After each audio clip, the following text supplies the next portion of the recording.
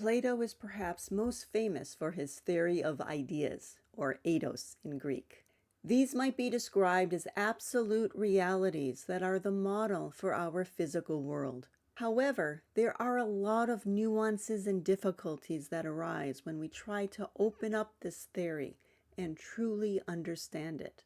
Perhaps the most famous challenge to this theory is one called the third man argument. I have heard this credited to Aristotle, although Aristotle himself acknowledged that it came from his teacher, Plato. The basic problem is this. We say that a man is a man because he participates in the idea of man. However, the argument continues, there must be another idea above both of these which connects the participant to the idea.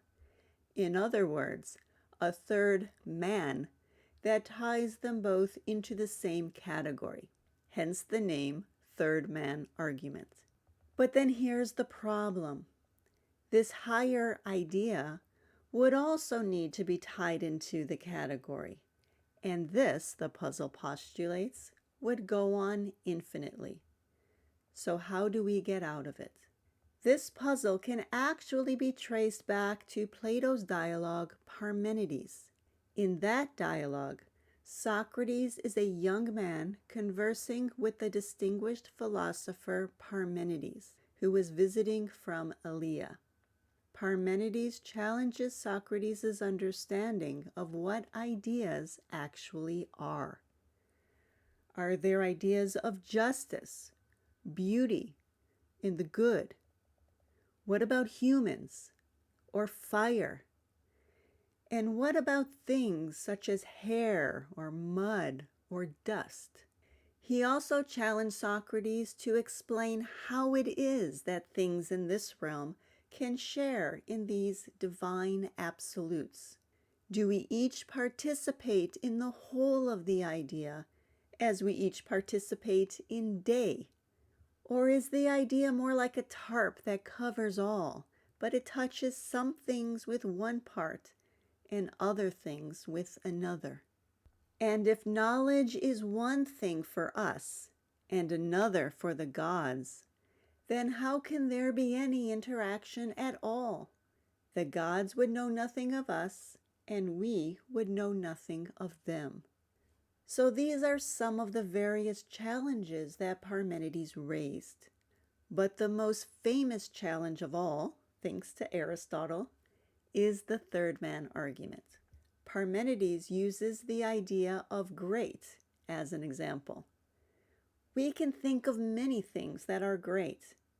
Mountains and oceans are great. Animals are great. Sunsets are great. We can talk of athletes and scientists as great. And of course, artists are great as well. So now imagine that we could group all of these great things together. We could then label this group as great. This label then signifies the idea of the great. This idea then is the cause of greatness in all of these other things. Or we could say that they participate in this idea of the great. This idea of the great is the fullness of whatever we mean by the word great. Now, perhaps we wanted to rank all the things in our group of great things, determining that some are greater than others. We can do this, of course. However, nothing is greater than the great itself. And this is where the problem comes in. Being truly great, it clearly belongs in our group of great things, and so we must add it. But now we have to give our group a new label.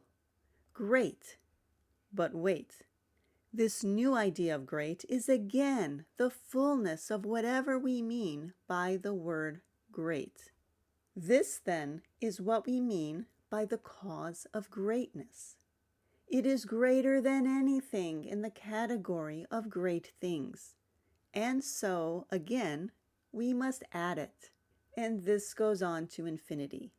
We need to keep adding a new label because anything that shares or participates in greatness cannot be the first. There must be something prior that is the cause of that greatness. And so the challenge to young Socrates is, how do we overcome this problem? Plato does not directly answer the dilemma, but the answer can be found in the dialogue Parmenides by anyone who understands the obtuse metaphysical discussion that makes up the bulk of that dialogue. For the sake of this video, though, I want to take a more direct approach to answering this, and so I will turn to Proclus. In his commentary on Plato's Parmenides, he explains that the ideas, as Socrates is understanding them, are what might be called reason principles in nature. As then, this nature is not separate from the things it administers, so the reason principles of nature are inseparable from the things to which they give form. These reason principles are later progressions of the ideas as they function in our physical world. Back in Plato's dialogue, Parmenides tells Socrates, each of your ideas will no longer be one, but their number will be infinite. Proclus points out that the word your is not chosen casually. He adds the your not simply as a stylistic adornment, but in order to show that anyone who is not yet able to discern where the forms, or ideas, are primarily, must fall victim to this infinite progression, since there must be, prior to the form in nature, another one at the level of soul, and prior to this another one in intellect. But this, Proclus explains, is not an infinite progression. Where we ultimately must look is to the Henad, to the divine oneness that transcends the whole series that we are calling the Great. What Proclus describes in his writings is a progression of realms. The highest term in Platonic metaphysics is usually translated as the One or the Good. The first unfolding from this is the realm of the gods, called Henads in metaphysics. Henad is the transliteration of a Greek word that means oneness. These onenesses are beyond being, and the most divine of the onenesses, the bound and the infinite, or the limit and the limitless, are the direct causes of being. From here, divine intellect unfolds. This is followed by the realm of soul. The realm of soul unfolds the realm of nature, and from here our physical world is the last to unfold. For there is one Henad of the ideas from which all proceed, and beyond which there is no question of taking one's enquiry, for what could proceed higher than its own proper Henad, or oneness? For even as there is no body outside the universe, nor any soul prior to its one monad, so there is no idea prior to the Henad of the ideas. And referring to Parmenides in the dialogue, Proclus goes on to say, you see then how he has led us up to the reason principles of the soul realm from those of the realm of nature, and has exhorted us not to proceed to infinity, but to seek for the single monad of the ideas. Young Socrates' error was in understanding the ideas no higher than those of the realm of nature. And even at that level, he was mistaking them as functioning more like concepts than as models for our physical world. He says, for example, but Parmenides, each of these ideas may be only a thought, which can exist only in our minds. Or another translation of psyche is souls. Proclus's solution is to recognize first that the ideas exist most fully in the realm of divine intellect. However, this is only the first correction, for even this recognition does not get us out of the dilemma.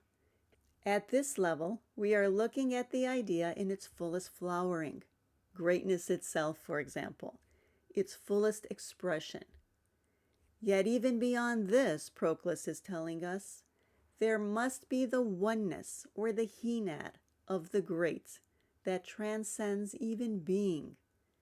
This is the true cause of greatness as an intellectual idea.